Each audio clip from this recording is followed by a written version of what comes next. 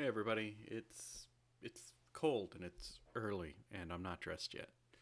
Uh, Number 98 in the Criterion collection. Hey Zozo. Is La Ventura. I learned how to pronounce it. Directed by Michelangelo Antonioni from Italy from 1960. This is an interesting film. People are somewhat divided on it. Let's do plot first, right? So the plot is largely focused on a woman and her fiance whose relationship is strained because he keeps going away for long periods of time for work. But they are back together now, and they go with some friends to an island, just an abandoned island. Apparently, there's a lot of them off the coast of Italy. And they're just like hanging out on this island for the day after taking their yacht there. And at some point during the day, the main woman goes missing. And the rest of the movie, ostensibly, is about the search for her.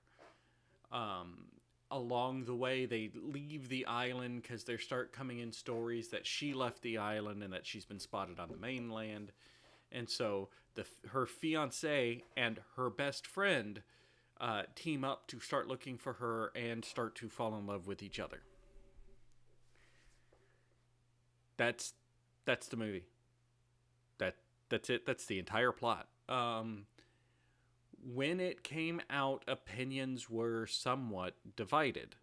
When it first screened, audiences laughed and booed so much because it is a long movie and a slow movie, and there are long sequences that do not contribute to the plot at all. So audiences laughed and booed so much that the director left the screening in tears. The next day, he received all of these notices from very notable film people, directors, actors, critics, who said it was the best movie they had seen at that film festival. So, opinions are a bit divided. Another interesting thing I learned about the making of this film, a large chunk of it is shot on this deserted island, which is interesting. The cinematography in this film is great. Everything looks great. But apparently at one point funding ran out and they had to go for a space without any money, and the director had to convince the actors to work for free. And then at one point, the weather turned bad and ships couldn't make it to the island, and they went 3 days without food. Everybody working on this movie didn't get to eat for 3 days while they were working on it. Trapped on this island that doesn't have buildings and stuff. So, yeah, the making of this, I almost feel like the making of this movie deserves a movie on its own. As for the movie itself, it is slow. It is a slow burn.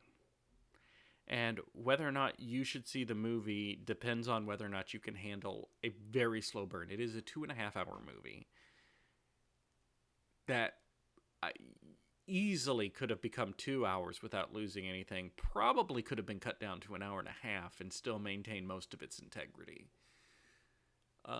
It is slow. And spoilers, I suppose, because this might affect whether or not you want to see it. It goes back to our movie Picnic at the Hanging Rock, the Australian film where girls disappeared and... Hey, I'm talking.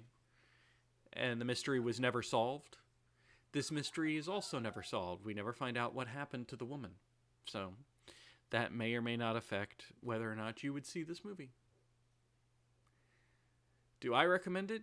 Man, I don't know. This is one of those where if I'm looking at it with film critic brain, it is pretty great. If I'm looking at it as average moviegoer, man, what a drag.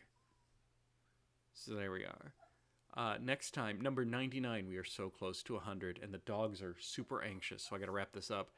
Number 99 in the Criterion Collection is Give Me Shelter, a documentary following The Rolling Stones 1969 U.S. tour, directed by David Maysles, Albert Maysles, and Charlotte Zwerin, from the United States from 1970. I will see you next time. Thank you as always for watching.